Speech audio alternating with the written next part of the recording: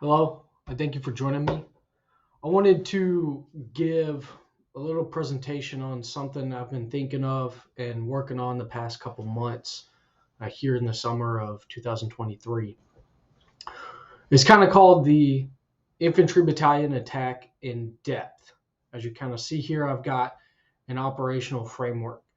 And it might look a little different than what you may normally see with an infantry battalion attack. All right, so let's go. As an introduction, observations I've made personally amongst platoon, company, and battalion attacks in training that I've observed, most plans do not attempt to deal with enemy forces behind the main or subsequent objectives. I do want to emphasize I'm really part of the Army National Guard, and that's my main experience, so maybe this is more acute to them. So my intent here is to share an operational framework to deal with these enemy rear elements and deal with them organically to the infantry battalion. This will be a way to conduct an attack in addition to all the other ways, right? Not in replacement to. Audience. The primary audience here are practitioners of warfighting and defense. Due to the lingo and resources I'm going to cover, I want to make sure that everybody understands, and I acknowledge that I may say some acronyms or lingo that most people may not be familiar with. So then secondarily, general wargamers and hobbyists. Over here on the right side, I've got an example of, a good brigade defense. A couple battalions, a reserve company, the attack, artillery, the main CP, scouts, another battalion, right? So the enemy has to deal with not just these guys on the front or these objectives from the main defense, but they probably also need to deal with those in the deep or rear area, depending on what perspective. This is kind of what I want to address. The overview. We'll talk about the problem set. I'll acknowledge kind of gaps or things I might be missing. I want to go through, and we'll go through pretty in depth what the doctrine says. Then I want to present the operational framework, this playbook to add to your kit. Thoughts on how to train this? Any other thoughts? And wrap up. So the problem set. Really looking at, I've been wondering if attacks have been trained in a vacuum where the next elements, not quite the next echelon, could be, but the next elements such as command and control, the reserve, indirect fire, support, logistics, etc., all the other warfighting functions, have not fully existed or could be affected in training.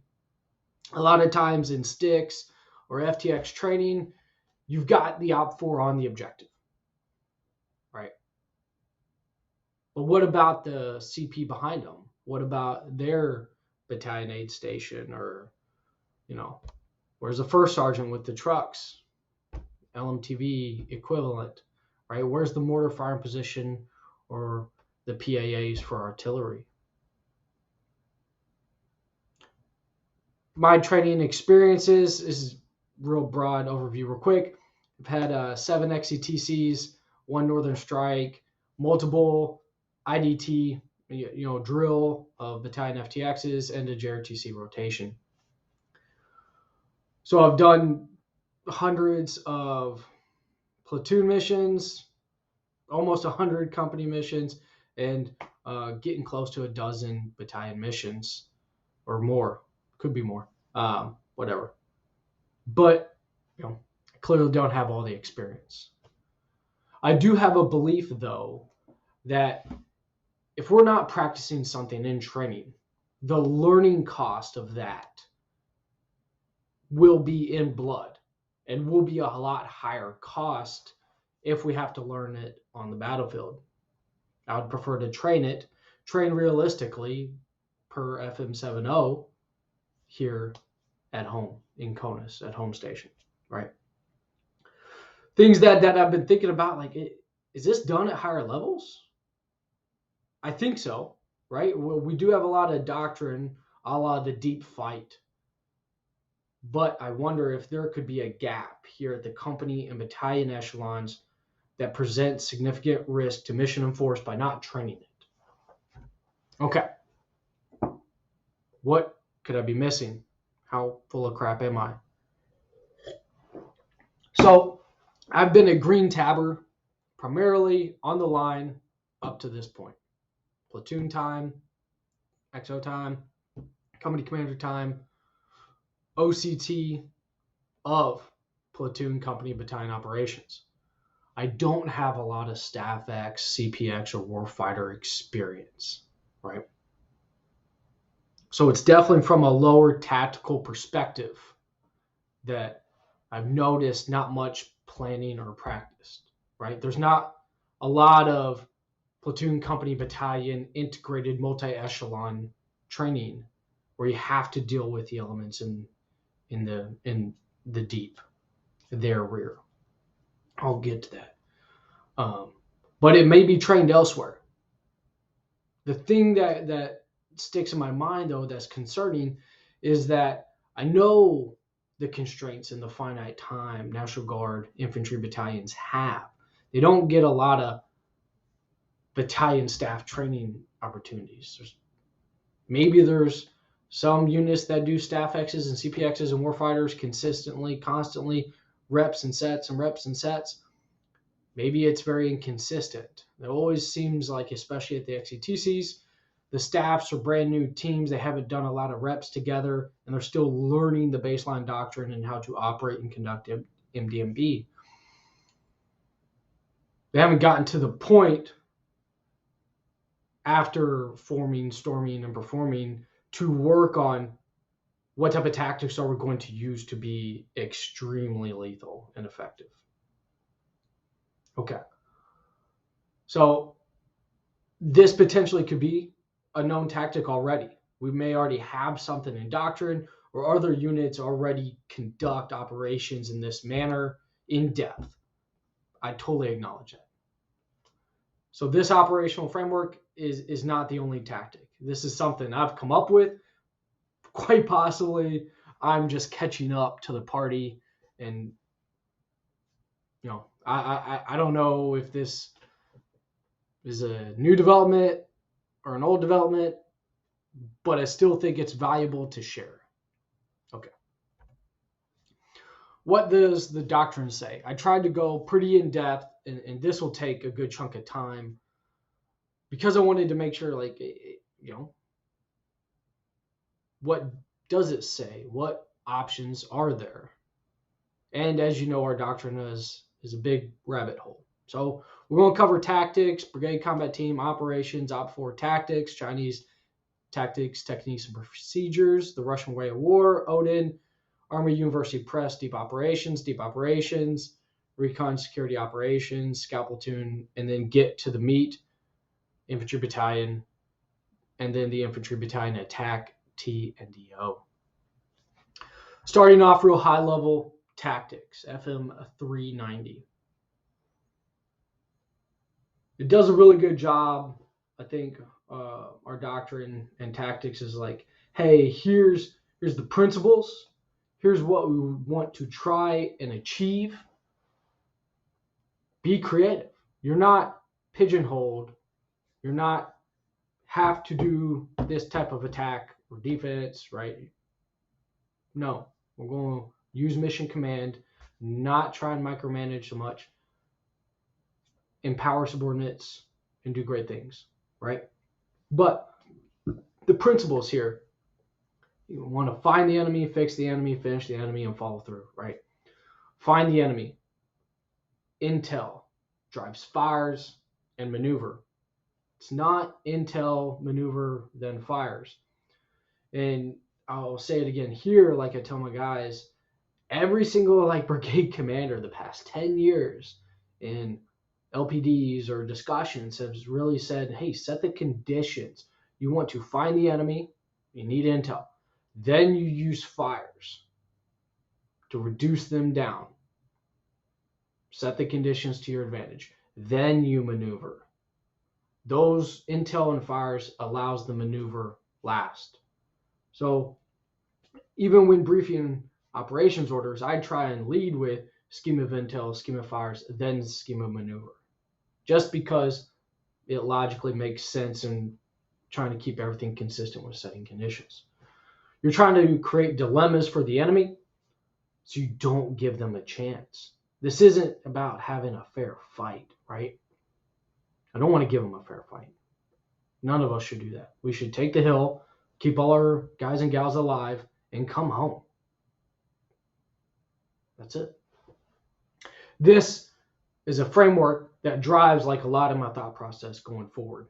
I want to kind of define these areas and why I think there's bad guys in there and why we should deal with them. Okay, so down here at the bottom, major framework, you've got the deep area, the close area, and the rear area. I'm sure a lot of people have already heard this. Deep area, that's where the commander sets conditions for future success in close combat. You also can notice that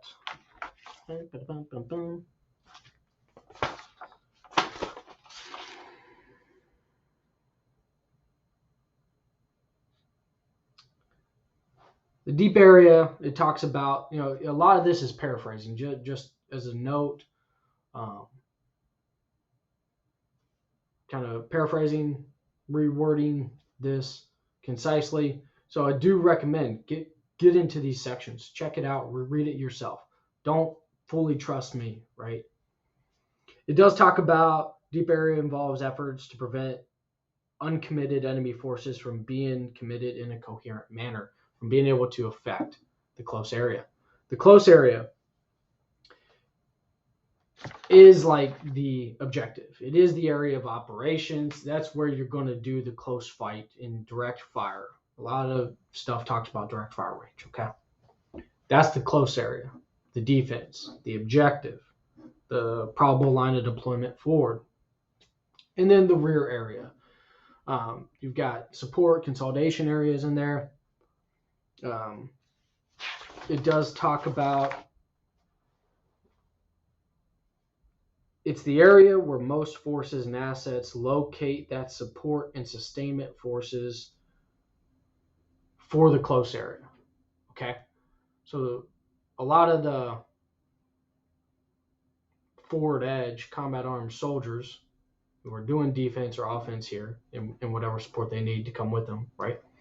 A lot of the supporting elements, logistics, CPs are going to be in the rear area, such as is defined as well, right? And then moving on later on into BCT, 525 talks about Army attack aviation, Army attack reconnaissance aircraft, manned, unmanned, can provide direct fires, observation, and rapid movement during reconnaissance and security. And they look for high value targets and high payoff targets in the deep area.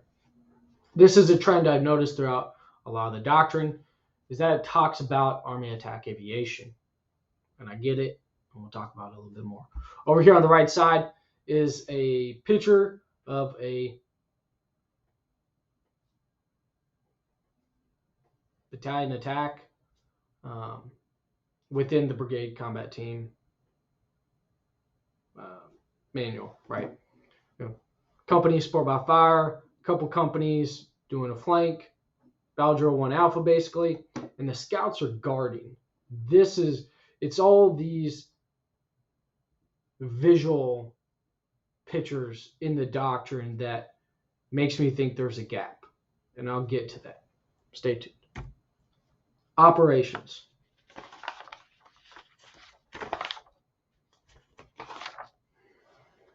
So again, especially during offensive operations, right? FM30, and this is the new one, multi-domain operations. 6235 talks about deep. The deep area is the area not in direct fire contact with the main body. So, for example, if you had an objective here, right, everybody goes, they take the objective, they got their LOA by the river, whatever, right? Everything past direct fire range over here is the deep area. So that could be 300 meters in vegetation. That could be 3 to 4 or 5,000 meters, depending on armor, anti-tank, right? But that's what it's looking at for deep operations. Here on the visual, on the right-hand side, you can see each echelon has their own deep, close, and rear. The brigade deep, 5 to 25 kilometers. Here's the brigade close, and then brigade rear right there at the edge. Division, close, deep, core, close, rear, deep, and then line component command or theater, so on and so forth, right?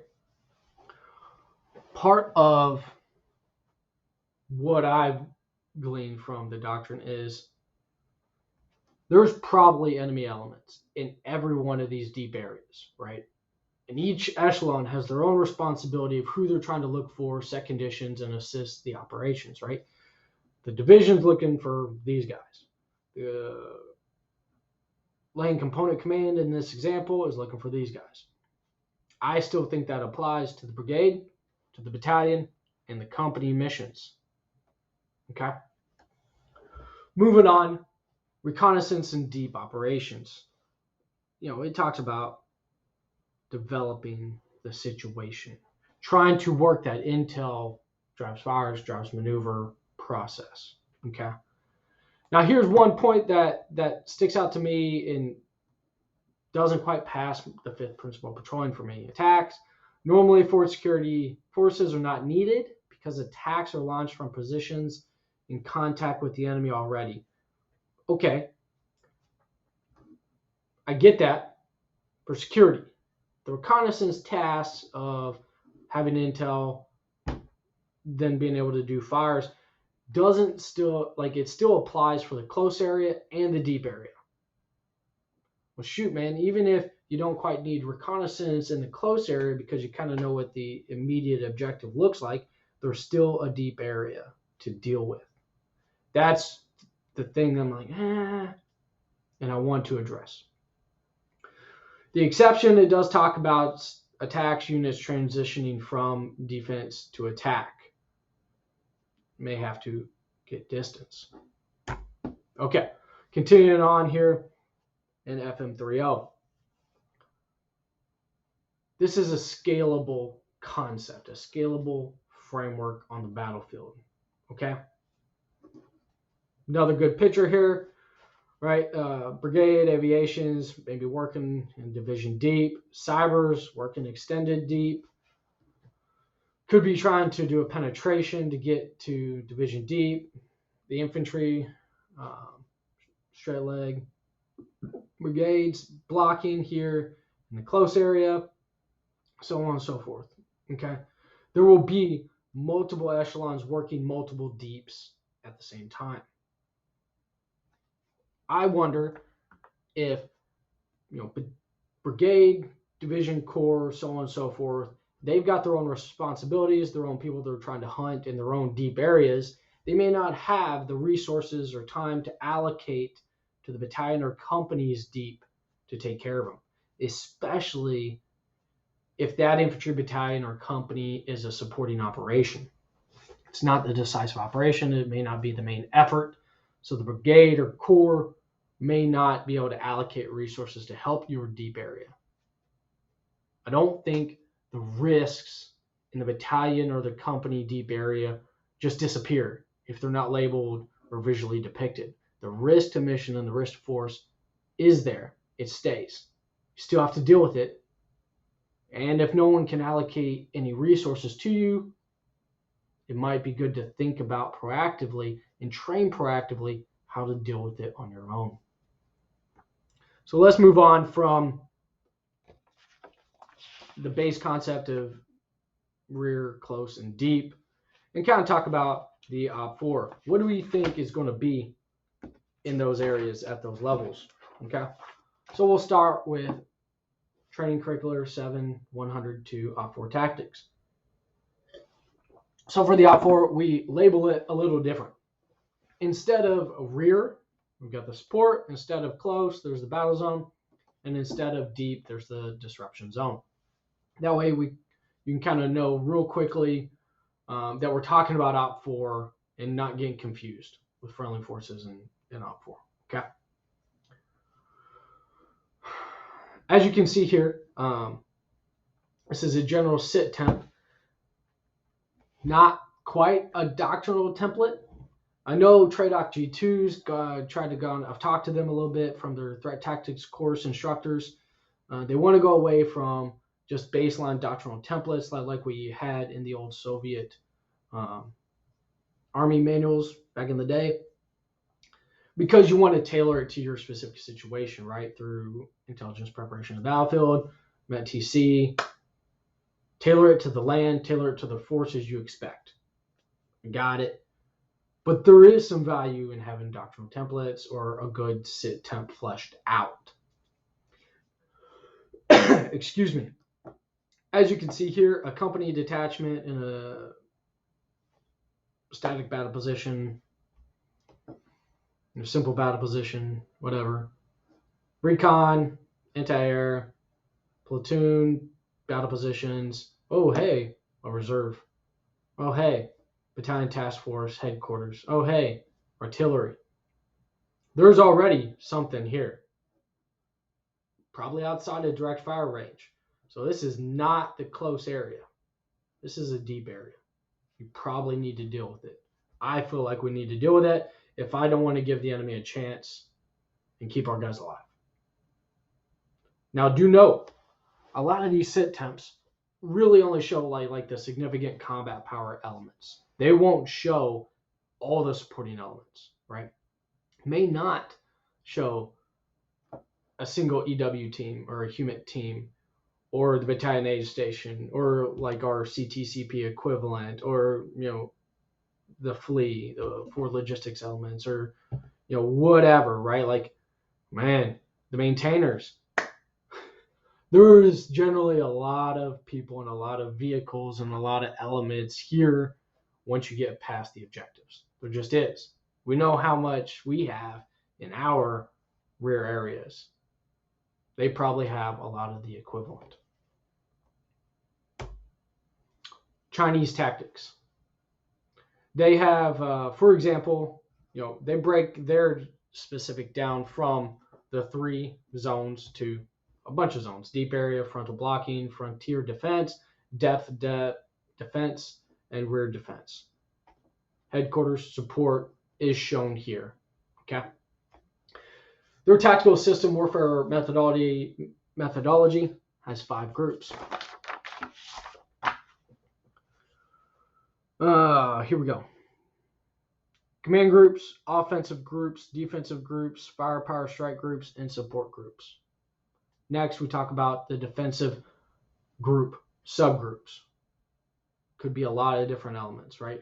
Covering group, frontier, depth, defense, combat reserve, firepower strike, artillery, air firepower strike, anti-tank, mobile artillery, air defense, support groups, combat support, rear support, psychological warfare.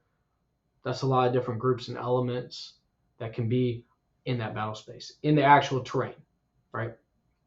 They have something that our foreign affairs officers have found that they call the depth attack, where they're specifically looking to get to the enemy's high value assets in the rear and further isolate enemy units throughout the battlefield. I'll show that here next. So we do have a couple example doc temps, sit temps, frameworks of what a Chinese defense may look like. And I'm specifically trying to find opposing force defenses because I'm talking about and have worked on an Infantry Battalion Attack. Okay. As you can see, now they took their framework of zones and started applying what type of elements combat part could be there, right? Scouts, mech infantry, ADA, armor, tracked artillery, and so on and so forth, right? In depth. As you can see here, now we got advanced command post, base command post, rear command post, operational support, service and support. Still doesn't quite show probably as many other logistics supporting warfighting function type of elements on this battle space. It's not all tooth. There's a lot of tail to combat formations. Now, flipping it real quick, their depth attack. This is an example of allocating a battalion to penetrate and attack deep, specifically to these, either as a starting, supporting, concurrent, or the main effort, while they fix all the other defensive company battle positions. Okay. Somebody's thinking about it, so I'm clearly not the only one. Now on to the doctrinal book of the Russian Way of War, published by Tredok G2. You can see here for a company, 3 platoons. This one shows a V2 up, 1 back type of method with the squad out front. What's interesting is, just for highlight, they have 2 reserves. A platoon from another motor rifle company, and then what they call a, probably will butcher this, a Brandgruppe, more heavily armored, IFV tank, or I guess BRDM type of element. As you can see though, depending on the locations, the company headquarters would be out back, and any supply, while not shown, would almost have to go behind that as well, right? Then on to Odin. This site, we really have a lot of the task organizations we use to practice against. Here's kind of an example: Olvana Mech Infantry Battalion in 2nd Company. Okay, 3 platoons, a headquarters, 107 personnel, 18 pieces of equipment between trailers, trucks, Gas 66, their Humvee equivalent, Type 93 IFV, so on and so forth, right? But that's while we've kind of attacked the objective with this task organization, whether it's the platoon or the company, that's probably not how it really looks, right? There may be mortars allocated to them or straight attached. Same with the SAM platoon, the weapons platoon elements, support platoon running logistics or medevac, reconnaissance out there with them. Like, this could be a company detachment, company task force, platoon, so on and so forth, right? In actuality.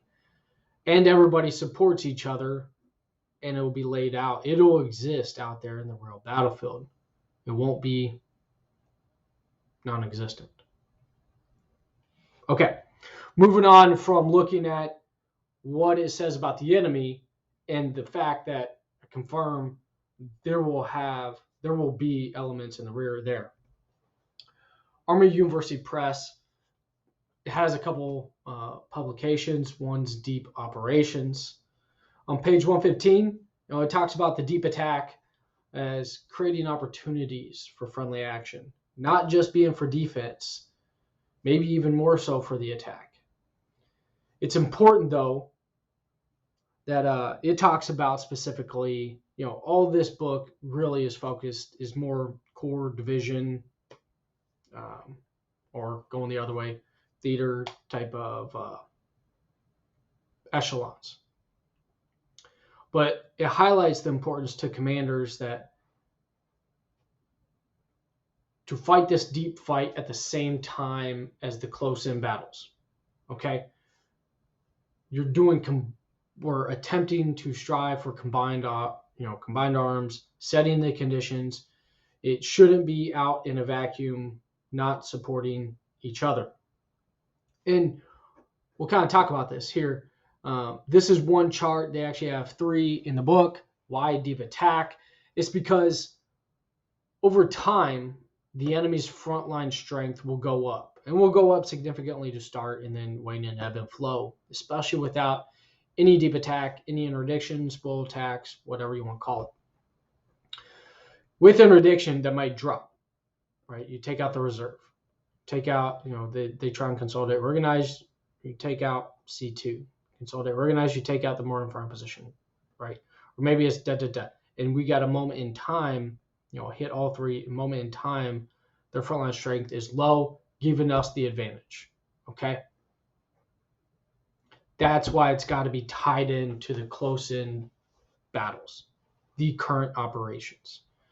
Something to be said, a lot of commentators talking about the Russian-Ukrainian conflict here right now in this past year.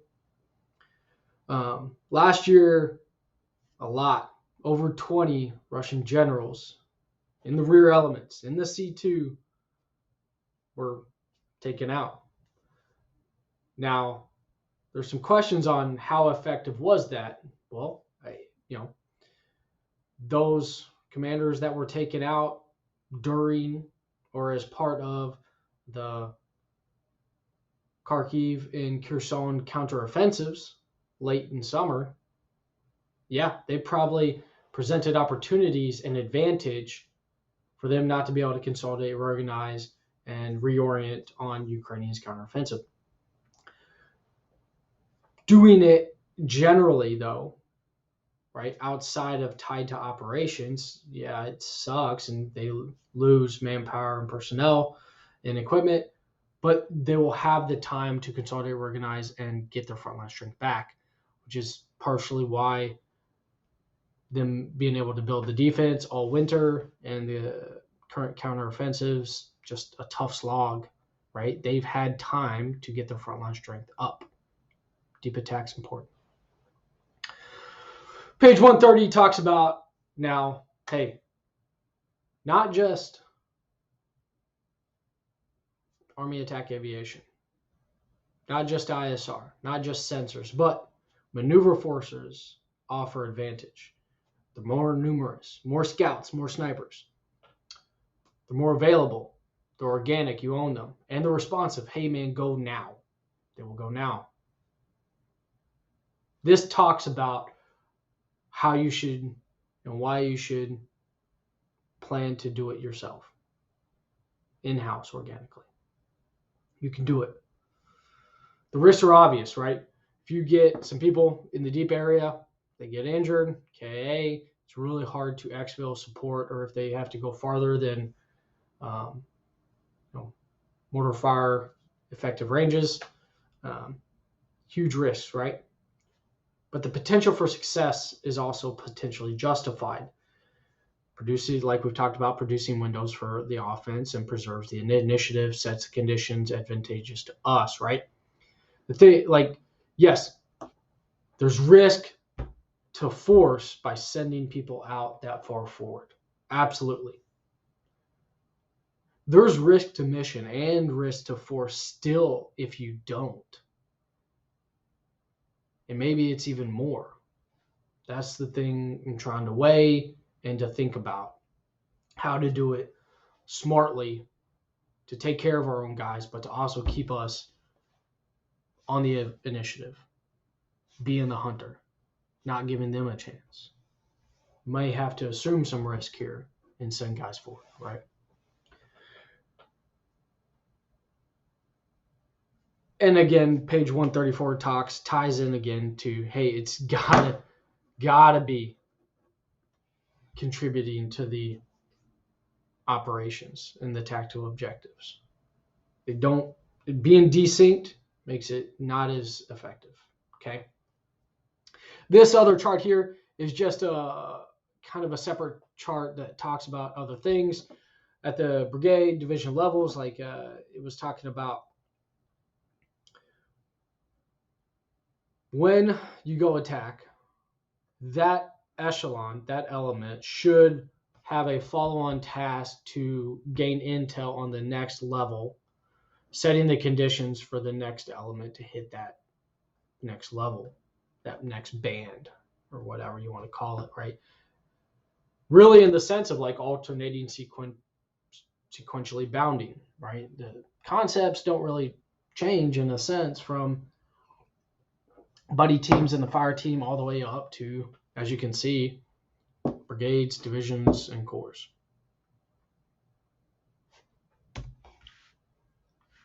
Deep operations with Army's Training Publication 394-2. As you can see here, again, it talks about uncommitted enemy forces before they can be engaged in a close fight, contributing to set the conditions. Cool, right? But this talks about Army attack aviation very heavily. You got the brigade rear, the brigade close with the battalion battle positions, scout screening, attack by fire, trying to take out ADA, mech infantry, armor. I don't think these concepts are solely applicable to Army attack aviation. And especially if we get more into a non-permissive, austere environment where there's going to be more ADA.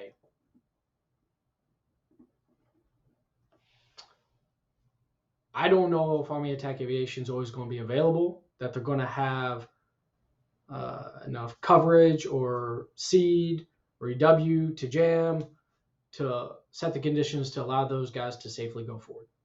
You may have to do it yourself with dismounts or UAS, right? Whatever we got. Moving on to reconnaissance and security operations. The squadrons, cavalry, right? As you can see here, deep area for brigade, close area, and the rear area. Squadrons should be out front. Okay, cool, sweet. And different employment methods, there's that one, there's non-contiguous, or there's a squadron across the entire brigade front. You know, this kind of breaks down this more by troop. Okay? Yeah, cool. Absolutely. This manual uniquely is one of the few places that specifies 2 cavalry reconnaissance surveillance elements. You got all your reconnaissance tasks. Those are your missions. You've got all your security tasks, missions. Cool, right? But it also talks about the hasty attack. This is what I'm focusing on task-wise, and the value I think the scouts and snipers can really add. It's only mentioned 7 times, though, in this whole FM. It's also very aerial air cav unit focused. And I've already talked about why that may be a problem set, because they may be denied, may not be able to get in there.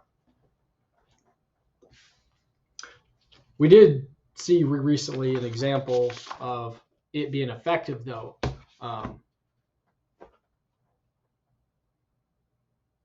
Early in Ukrainians' big spring-summer counteroffensive here in 2023, Russia very effectively used air interdiction to spoil attack Ukrainian brigades from being able to get to the front line and conduct penetration in the close area.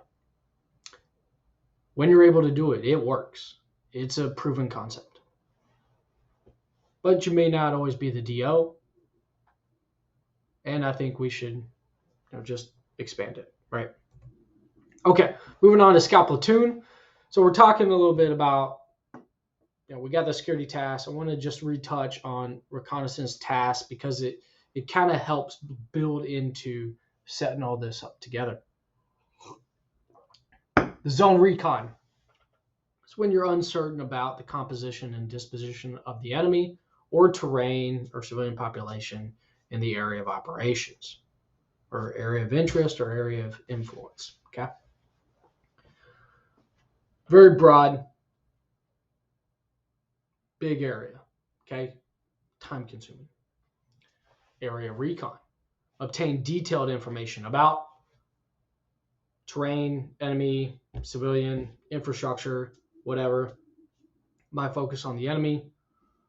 It's often employed during or at the end of a zone recon for named areas of interest, aka enemy objectives.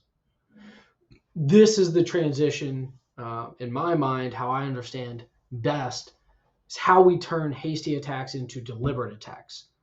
You might have some SIGINT or HUMINT or a good S2 may be able to template. I think there's an enemy platoon probably here because of the terrain, the situation, all the IPB analysis points that direction. Excellent. Somebody going out there, or some system, right, some asset, going out there to confirm or deny and to develop the composition and disposition of the enemy is how we get to deliberate attacks. To, again, set the conditions, positions of advantage, so we have smart plans, right? Now, getting down to the infantry battalion. 32120, the infantry battalion. This is what most infantry battalion personnel are going to try and look to for attack, guidance, and thoughts. Okay. The concerns I've had is generally the pictures, the examples, the operational frameworks, doc temps don't quite show taking care of things in the rear and doesn't quite mesh with what things are talked about in paragraph form, which is tough because people are visual learners, right? They may not have time to read all these doctrinal publications. I even had to skim them to try and find the pieces relevant to this discussion and presentation. Okay. So we got main body, reserve, security forces. Excellent. 298, almost copy paste. Again, hey, you don't need forward security forces. That's tough. It doesn't quite jive with the risk I see presented by the enemy in those areas. Okay, so moving on. 316. Enemy engagement areas. Right. Reconnaissance forces need to patrol to collect the information. Try and find gaps in the enemy's defense, identify weapons positions, right? Build that composition disposition. In addition, though, right, while they initially focus on that, they also go main defense or rear area. Very specific sentence here that cued me in. Successful attacks are enabled when reconnaissance forces can place indirect fires on targets in the enemy's rear that isolate the enemy frontline forces and prevent them from being reinforced, right? So there's fires on the objective, right? But it's not just there. Maybe it's fires needed on the reserve, the command and control, the mortar firing positions, right? So on execution, this talks about reconnaissance surveillance should focus on areas that the enemy is likely to use to reposition forces, commit reserves, and counterattack, and target and engage those with indirect fires. That's not going to be on the objective. That's going to be off the objective. And if you can get past direct fire range, then you're really in that deep area. There, the enemy's rear support zone. Got it? Yeah. Actions on the objective. The key is isolation and suppression. Isolation prevents the enemy from reinforcing the objective area. Suppression allows attacking forces to maneuver and seize. So we're trying to suppress, and you're really trying to isolate anybody, direct and indirect fires. But all that's off this. It's not in this picture. Is it just I'm wondering, like, doctrinally, are they assuming that this is just going to happen? And it's a little confusing because you see they've got the scout platoon guarding. And I get that. That kind of isolates. But it also doesn't show any zone or area recon to find this information, find these people, or to find the people behind them, the reserves, the C2, the support, the mortar firing position. That's why I'm not sure that this looks great. It's hard, makes it a harder, longer learning curve. And I want to shorten the learning curves, especially for my brother and sister National Guard soldiers. Like, we don't have a lot of drills. We don't have a lot of time. We got the families, civilian work in between. We need to learn as fast as possible. So visually showing that, supporting the concepts would be helpful. Setting conditions, right? Fires weaken enemy position, sets conditions. While it does talk about preparation fires, focus on the enemy forces, most effect, scheme and maneuver on the objective, right? That's number one. They should also suppress and neutralize enemy reserves. Also do in place fast cam obstacles, or destroy and neutralize local command and control system during this operation or right before, right? Like, it's got to be tied to it.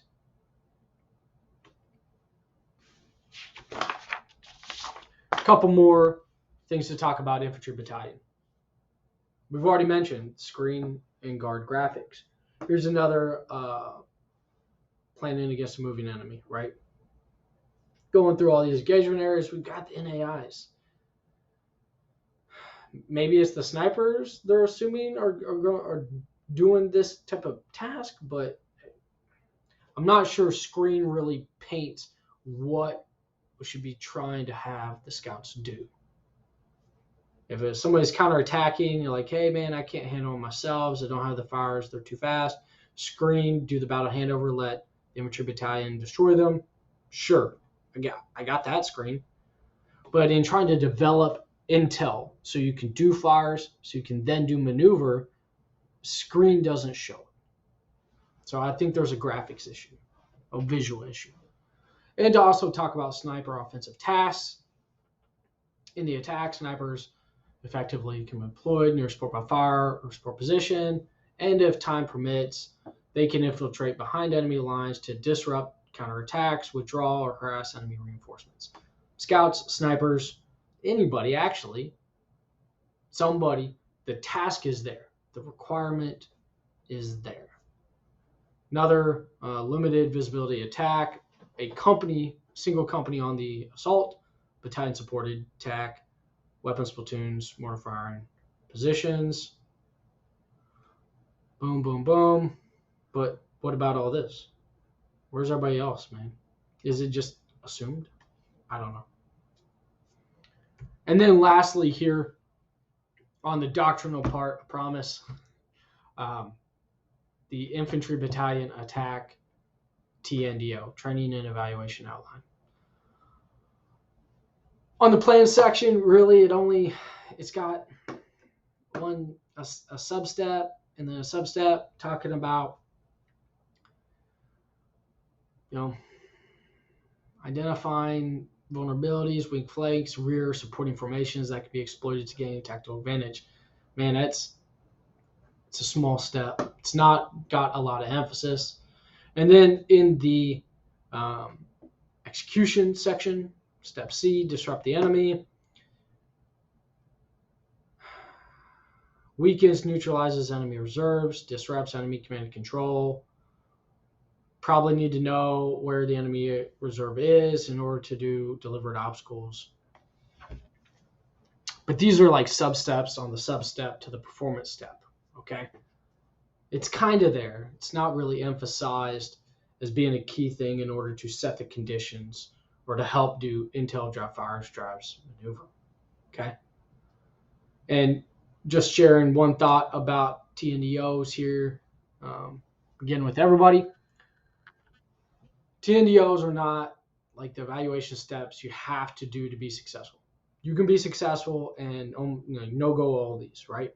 It could be lucky, could be chaos of the battlefield, could just be better baseline trained. The enemy could be repositioning and leaving anyway. They could be out of food. Right? There's a myriad of reasons why you might just be successful in an attack without doing well on all these steps. These steps, the TNDO, can be thought of as the Army's best practices. They're the recommended steps and best practices in order to have as great an advantage as possible so the enemy has even less chance. If you do all these steps, if all the staff and all the companies and everybody does all of this, the enemy is going to have less chance, less opportunity to be successful against us. So increase probability of success to mission, but more importantly, increase and reduce the risk to force, less casualties. Okay. Now, thanks for sticking by so long here, kind of talking about all the different doctrinal pieces. Before getting into what I'm proposing as an additional operational framework way to do an infantry battalion attack. So let's get into that. All right. Now, let's start building the operational framework, starting with the enemy. Here are the basic elements of an enemy defense. This is not, specific to anybody or any terrain, but generally speaking, a company team, company task force may have something like this, right? 1 to 3 battle positions, some reconnaissance or LPOPs or RNS patrols, a reserve, whether it's armor or motorized, a headquarters, whether that's an individual, a truck with a couple dudes, a full staff, a support element, such as like an LMTV or equivalent, the Euro or Gaz, so on and so forth, some mortars or artillery, and definitely some UAS in today's modern battlefield. Regardless of the echelon, company, higher, you'll probably have these elements at a minimum. Okay? Imagine, platoon probably could all be in the close area. These guys are going to be in the close area. These are definitely most likely in the rear. Company could get really close and be all in the close area.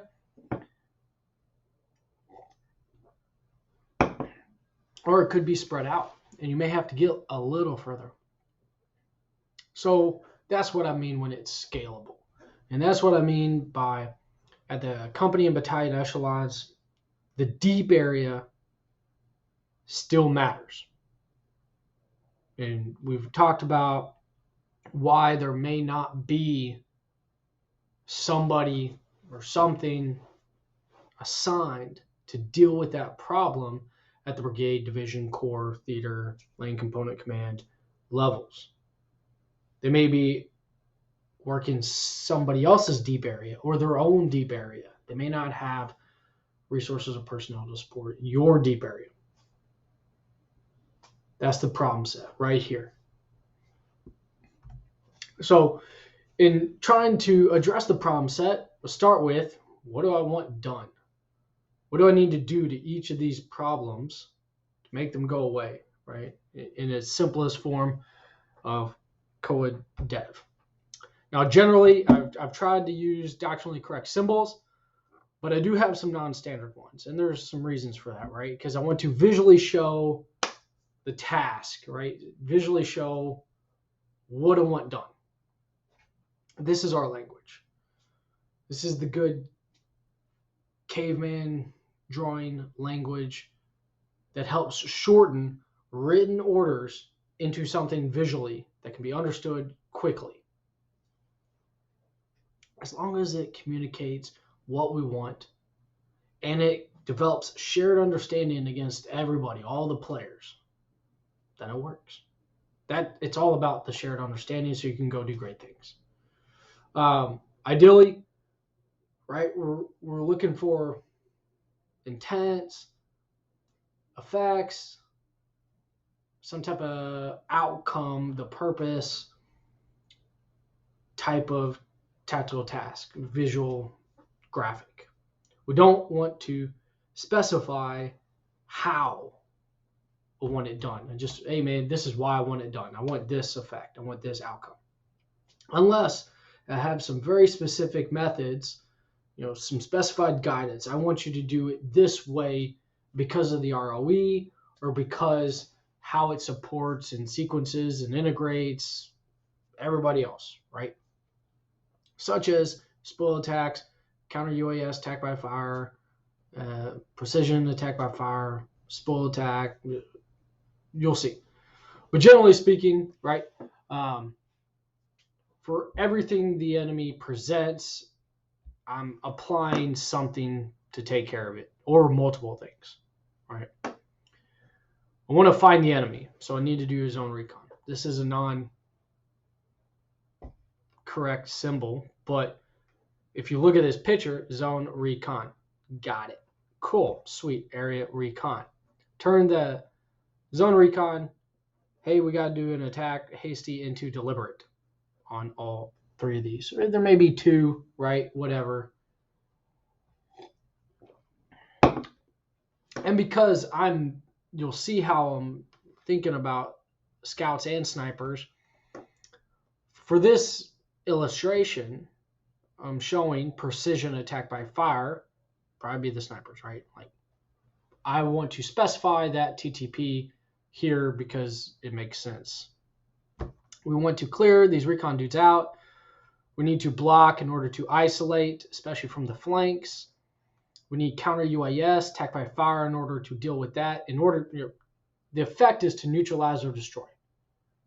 Probably going to do that method. I don't have any currently organic issued like MTO EW systems. No drone buster is on FMS web right now, as I last checked. I could be wrong, and that could change. But we've got Crow systems with fire control computers, laser rangefinders, stabilized platform on a 50 cal. Maybe I'll do at least something, right? These guys I need cleared. This is the main effort. Decisive operation, fix, could be a demonstration, could be a feint for deception, whatever. I'm not necessarily specifically tied to this specific task for this operational framework. The point is, I'm addressing it. I'm addressing that risk and that issue the enemy is presenting. Now, here's the new things. This is all can be generally shown and found in the doctrine as we've reviewed. Some new stuff. Zone recon again in order to find these guys and gals, right? This enemy. Now, based off the words and the paragraphs, we can piece together. We need to interdict, neutralize or destroy, neutralize or destroy, neutralize or destroy. And then after all this is done, we probably need to exploit. So we've got most of all the pieces at a big macro level addressed here for the tasks. Now let's phase it. Conceptually, how am I thinking this fight may go or should go? How do I want it? How do I want the conditions set to be in positions of advantage, give the enemy the least amount of chance possible? 4 phases: recon, isolate, neutralize, attacks, consolidate, reorganize, and exploit. Cool. Start off with recon. It's going to take time, like zone recon talks about, right? You got to go out, find all these guys. Once that happens, transition to area recon.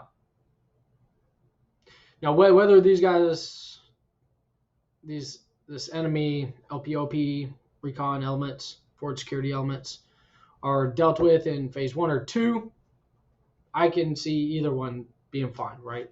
As long as they're dealt with by the end of 2, probably be good. Okay. Moving on to phase 2. Hey, we've got the initial recon done. Okay. Phase 2, clearing these guys, blocking in order to isolate the battalion attack. Somebody's got to redo zone recons and start isolating and neutralizing. It may take more time. Again, so whether it gets done in phase 2 or 3, like you may have to start the attack regardless of regardless of if these guys are found and neutralized or not. You got to send them anyway. I don't want to create a bottleneck, like a limiting constraint phase-wise, just because we haven't found everybody. We're setting stuff up for success. So I want these dealt with 2 or 3. Counter UAS is concurrent to everything. Now phase 3 on the attacks. Do your deception, fixing, shaping operations, 3 Alpha. The main attack comes 3 Bravo.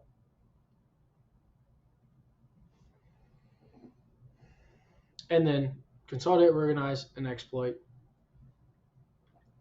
on 4. Now do note the precision attack by fires, that goes with 3 Alpha and 3 Bravo and 3 Alpha. Okay. So we kind of got now what we'll probably expect the enemy to do.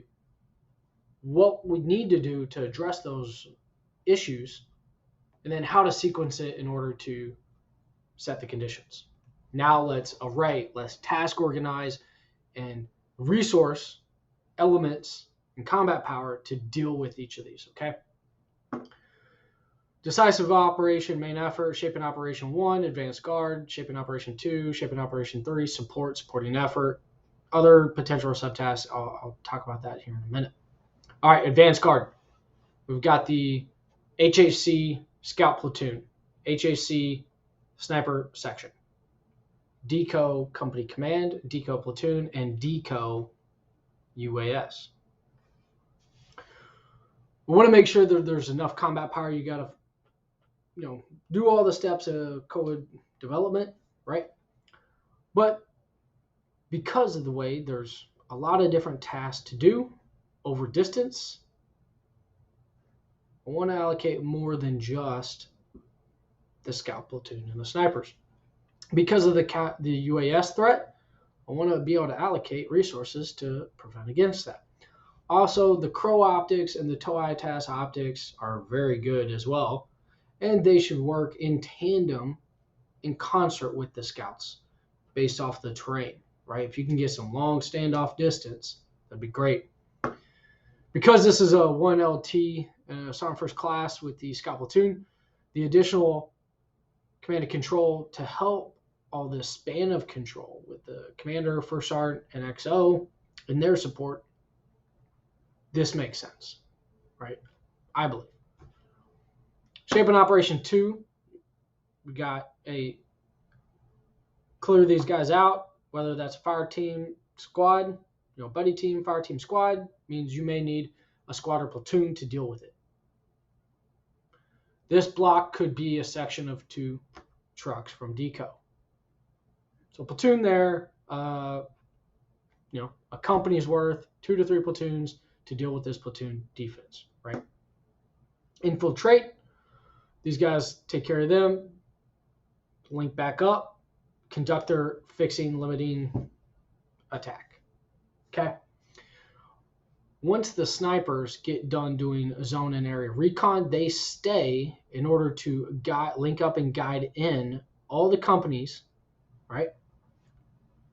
Help share that information from their recons, complete the plan, part of the TLP, and place everybody, and then do precision attack by fire. Great stuff. Let them create chaos. Do great things. So These guys should have enough combat power in order to deal with that. Same down here. Should have enough combat power to deal with that. Jumping back a little bit to the advanced guard, shaping out 1. Do I have enough? We lose the snipers here. Is there enough combat power to deal with all this, right? Well, think about like the pace method of engagements. Primaries, indirect fires, whether that's mortars, artillery, multiple launch rocket systems.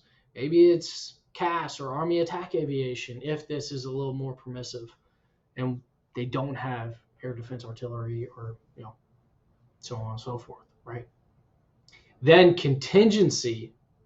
Here's why I'm not necessarily tied to this specific task and why we don't want to micromanage how they do it, right? Deco trucks with the TOI task may be able to neutralize or destroy this by doing attack by fire, right? From 3 kilometers-ish, you know what I mean, away. Or it could be people with javelins. Or it could be fires. Or it could be, air-to-ground munitions.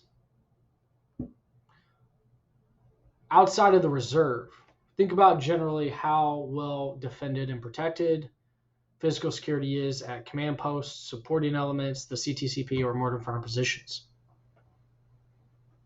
Scouts may be able to do some raids or ambushes, hasty attacks, and have great outcomes. Not assume a lot of risk to force because they've got the initiative and the element of surprise principles. So however they want to skin the cat, whether they actually go physically walk and drive out here or if they're using UAS to recon and prosecute all these targets. I don't care. I don't want to micromanage that from a battalion type of level. This is what needs to happen. When everybody back briefs and we do the combined arms rehearsals, after they do their mission analysis, that's that dialogue part between the companies to battalions going to solidify, making sure everything makes sense and is synchronized across the entire battalion, left and right, peer elements, subordinate and higher elements. Okay. So this operational framework has the flexibility in there to be tailored, not just to the situation of the enemy, but allowing mission command, disciplined initiative, and empowering our subordinate elements to do their own good critical thinking. Decisive operation, the main effort. A company plus a full platoon of deco and an attached engineer squad or more, right? We know the functional elements. He's going to talk about the reason why I just show clear, hey man, you probably have to attack it in order to clear this. And you got all these elements. You're going to breach, you need support by fire, you're probably going to need a follow and assume on the assaulting element, or maybe a follow and support for the first R and LMTV in order to do more ammo and so on and so forth. Or to secure follow and support would be like an engineer thing as well, keeping the breach line open, not letting it get closed off after the assaulting elements gets through.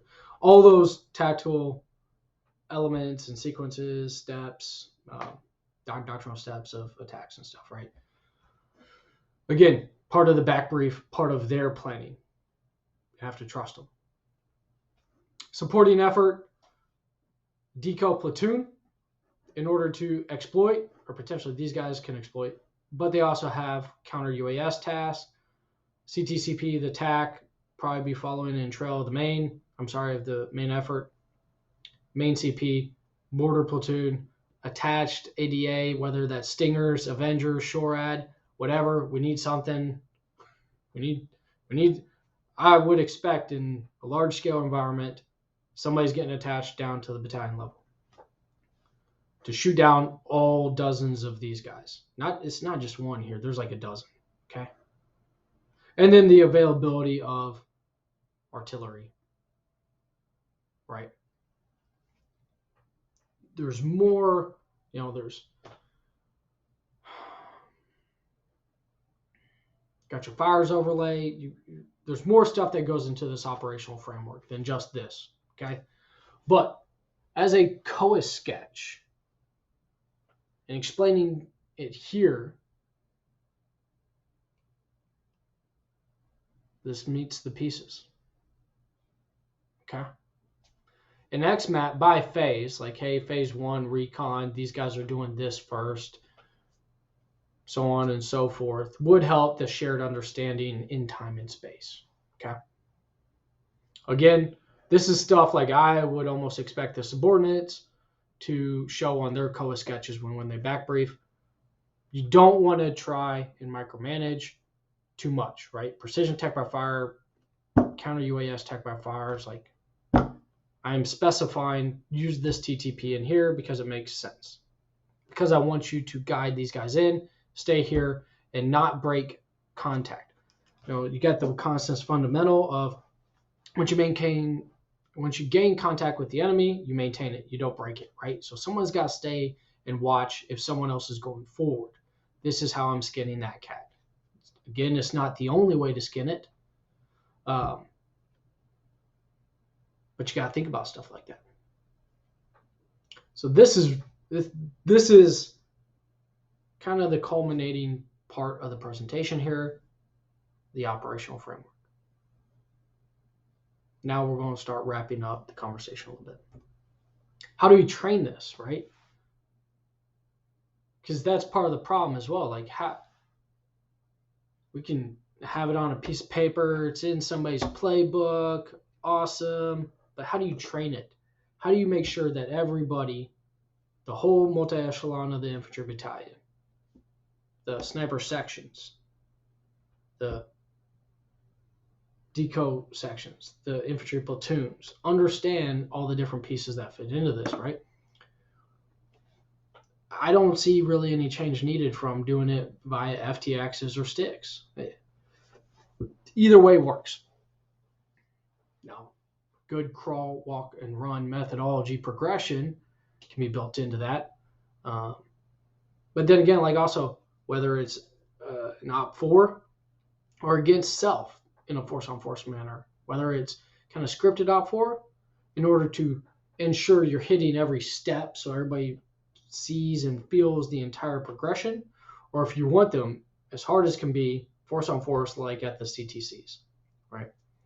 In addition, aside from using OP4 at the good CTCs, I always think that if you can break your brigade, your battalion, your company, your platoons down and do force-on-force with your own organic elements, that's great. So like battalion FTX at an IDT weekend, right? You may have the battalion minus versus a company task force plus, right? Break the CTCP in half, give one half to an OP4 company, right? Charlie Company or ACO, whoever is going to be the bad guys. They set up the defense, give them a deco platoon or section, and then have the battalion attack them, and then FTX. That's one method, right? And I do want to just caveat here.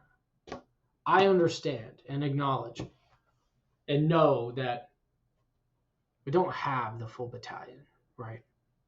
We'll have 2/3, one half of a battalion.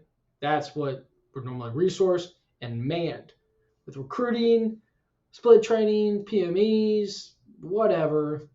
Dudes are on RSP and not even graduated basic on the paragraph and lines. You've got half this, right? That's awesome. Scale it, tailor it. The enemy probably as well isn't fully manned. We know Russia likes to kick off operations not fully manned. Pretty wild, but it happens. Okay, so within sticks type of progression, here's a potential method for consideration, right? Day 1 or D-1 actually. Battalion scouts go out and do that initial zone area recons. Meds in support of scouts, mortars actually in support of scouts, or doing hip pocket training or whatever, right? Battalion might issue the battalion to company op order from their MDMP. Day 2, D-Day of the Sticks training. These guys have already passed that first platoon battle position close. They're already in the deep, the enemy support zone, or deep area, the enemy's support, right? They're starting to work on neutralizing, destroying, interdicting everybody in the rear. Snipers are doing the enemy OPs in the defense. Platoons are doing tactical movement, sub-step of movement to contact against the enemy OPs. You could see how you could create it. 2 to 3 enemy OP locations. Each platoon's online, getting the same type of repetition. That's doable, right? You can tailor this, train as you fight, train multi-echelon. Just do it the way you would do it. You can find the space and do terrain management to lay it out. The companies are chilling doing C2 of the movement to contact. DCO could be doing attack by fire lanes to isolate the battalion objective, and or spoil attack by fire, the enemy reserve, or doing mobile protective firepower, support by fire. For these guys. Cool. Mortars in support of all, meds in support of all. FSCs can be doing convoy, resupply operations in support of the platoons. Battalions with the company headquarter echelon doing car preparation for, and MDMP for the next set of Sticks days in the future. Not day 3, but like a next set. D+1 day 3. This is the actual battalion attack. Scouts are attacking the enemy in the rear. Snipers are in support of company attacks on the defense. Platoons in support of company attacks. Companies are doing their company attacks. DCO, you would rotate. This DCO section would rotate to do this with the scouts the next day, or do support by fire here, mobile protective firepower in, if it's an urban objective, you just find a rotation to have guys get different training. Battalion mortar, working on the battalion attacks and company attacks, right? Infantry battalion med, probably getting mass cal, right? They've got 3 different company objectives.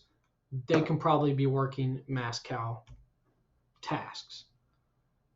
FSCs, LRPs for the companies, and then battalion headquarters doing the C2, the CUOPS, right, is doing C2, while FUOPS is doing MDMP for day 4 or 5, right? If there's a reset day, we're doing it again. That's a way to get after this. Maybe tough in a IDT weekend to do that progression type of crawl, walk, run. You could just go full bore and like, hey, send it. Let's do it. It's a 2-day drill. Too easy. FTX. This is, you could build Sticks lane training from this. Okay. Because a lot of the XETCs I've done OCT work at, and I got a 3 or 4 day set of offense, 3 or 4 day set of defense, live fire density, battalion brigade FTX section, pure free play for force on force. Not a bad method, not a bad system. But again, because I haven't seen a lot of multi-echelon efficiencies and anybody in the rear, we're kind of missing the bigger picture. And to kind of wrap up here, other thoughts. How scalable is this? Should this be applied to the company level? I kind of think so. I think you can. Or ask, battalion scouts to handle it. Or battalion could even ask squadron troops to handle it. This is not the only way this framework can go. Here's some additional graphics I found in the new FM390 tactics. That's not in operational terms and graphics, right? Different stuff that hasn't not fully always seen there. Anyway, this was a long presentation. I really appreciate the time and consideration, sticking by, checking it all out. Good luck. Thank you, and good hunting.